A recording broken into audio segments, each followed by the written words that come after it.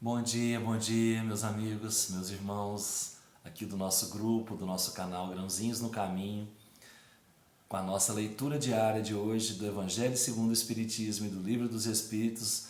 Vamos agradecer ao Pai por essa oportunidade de estarmos juntos novamente. O Evangelho traz para a gente hoje o capítulo 21, haverá falsos cristos e falsos profetas. Caracteres do verdadeiro profeta. Desconfiai dos falsos profetas. Esta recomendação é útil em todos os tempos, mas sobretudo nos momentos de transição, em que, como neste, se elabora uma transformação da humanidade, porque então uma multidão de ambiciosos e de intrigantes se coloca como reformadores e como messias. É contra esses impostores que é preciso se manter em guarda, e é dever de todo homem honesto desmascará-los. Perguntareis, sem dúvida, como se pode reconhecê-los. Eis os seus sinais. Não se confie o comando de um exército, senão a um general hábil e capaz de dirigi-lo. Credes, pois, que Deus seja menos prudente do que os homens?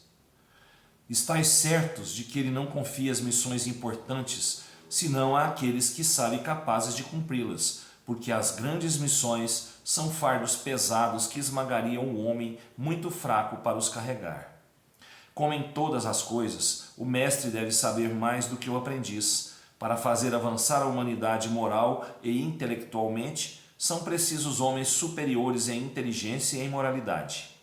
Por isso, são sempre espíritos já muito avançados, tendo cumprido suas provas em outras existências, que se encarnam com esse objetivo, porque se não são superiores ao meio no qual devem agir, sua ação será nula. Isto posto, concluí que o verdadeiro missionário de Deus deve justificar a sua missão pela superioridade, por suas virtudes, por sua grandeza, pelo resultado e pela influência moralizadora de suas obras. Tirai ainda essa consequência: se ele está, por seu caráter, suas virtudes, sua inteligência, abaixo do papel que se atribui, ou do personagem sob o nome do qual se abriga, não é senão um estrião de baixa categoria, que não sabe mesmo copiar o seu modelo. Uma outra consideração é que a maioria dos verdadeiros missionários de Deus ignoram-se a si mesmos. Eles cumprem aquilo para o que foram chamados pela força do seu gênio, secundados pela força oculta que os inspira e os dirige com seu desconhecimento, mas sem propósito premeditado. Numa palavra, os verdadeiros profetas se revelam por seus atos, são adivinhados, enquanto que os falsos profetas se colocam eles mesmos como os enviados de Deus. O primeiro é humilde e modesto, o segundo é orgulhoso e cheio de si mesmo. Fala alto e, como todos os mentirosos, parece sempre temer não ser acreditado. Então Erasto aqui fala para a gente, ele falou lá para o Kardec em Paris, 1862, né, sobre os caracteres do verdadeiro profeta. O que é o profeta? O profeta é aquele que propaga, né, a palavra de Deus, é aquele que leva a palavra de Deus, né, as instruções de Deus através de mensagens, né, através de sonhos, né, de visões que tem, né, todas as intuições dadas por Deus através dos espíritos. E ele fala que a gente tem que ficar de olho aberto quanto a esses profetas. O que nós temos que distinguir no profeta, eu não vou usar o termo profeta porque isso é uma coisa muito antiga, né? Eu vou falar assim, o que nós temos que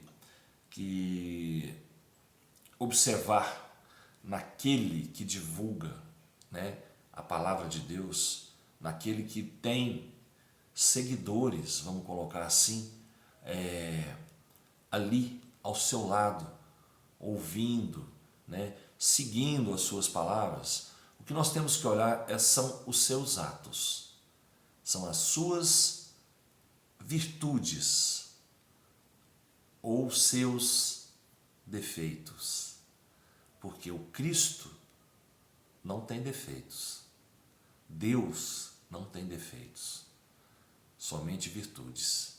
E se essa pessoa né, que está se dizendo entre aspas, profeta, não tem todas as virtudes inerentes ao Cristo ou a Deus, essa pessoa está falando em vão, está falando em benefício próprio, tentando angariar alguma coisa para si própria.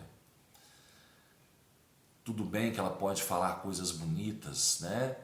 Falar coisas em nome de Deus, coisas bonitas, mas e aí? Né? E lá no fundo do balaio dela, como é que tá? Tem uma serpente lá dentro? Né? Porque não adianta nada eu ser branquinho por fora, lindo, e por dentro tá podre. Né? Não adianta nada. Vamos prestar bastante atenção nas atitudes das pessoas que nos falam sobre Cristo, que nos falam sobre Deus, né? Que tentam nos arrebanhar para o seu rebanho. Vamos prestar bastante atenção, né, naqueles aos quais seguimos, naqueles aos quais damos ouvidos. Vamos prestar bastante atenção, né, observar as suas atitudes diárias, observar as suas virtudes, né, e a falta delas. Porque aquele que tem dentro de si orgulho e vaidade está falando da boca para fora. Tá? Só isso que eu tenho para falar para vocês. Vamos prestar bastante atenção naquilo que ouvimos, né? E naquilo que vemos. Né? Porque o que nós vemos tem que ser baseado naquilo que ouvimos. Tá bom? Livro dos Espíritos, hoje ainda no capítulo 6, Vida Espírita, né? Percepções, sensações e sofrimentos dos Espíritos, a questão 256. Por que então alguns Espíritos se queixam? Isso é relativo à pergunta de ontem, viu pessoal? Quando o Espírito diz que sofre, qual a natureza dos sofrimentos que experimenta, né? Nós falamos que são as suas próprias angústias morais, né? Então, por que então alguns Espíritos se queixam de sofrer frio ou calor? Lembrança do que padeceram durante a vida, tão penosa algumas vezes como a realidade. Frequentemente é uma comparação que fazem para exprimirem melhor a sua situação. Quando se lembram do corpo, experimentam uma espécie de impressão, como quando se tira um capote e se crê ainda vesti-lo por algum tempo depois. Os espíritos têm essa sensação quando eles estão um pouco mais ligados, né, à matéria. Quanto menos tempo tem do seu desencarne. Porque é como o Espírito disse aqui a Kardec. Quando você está com um capote de frio, você está com aquele capote de frio, e você tira, você ainda fica com aquela sensação daquele peso do capote em cima de você. Então a sensação que o Espírito tem de frio e de calor é relativo a isso.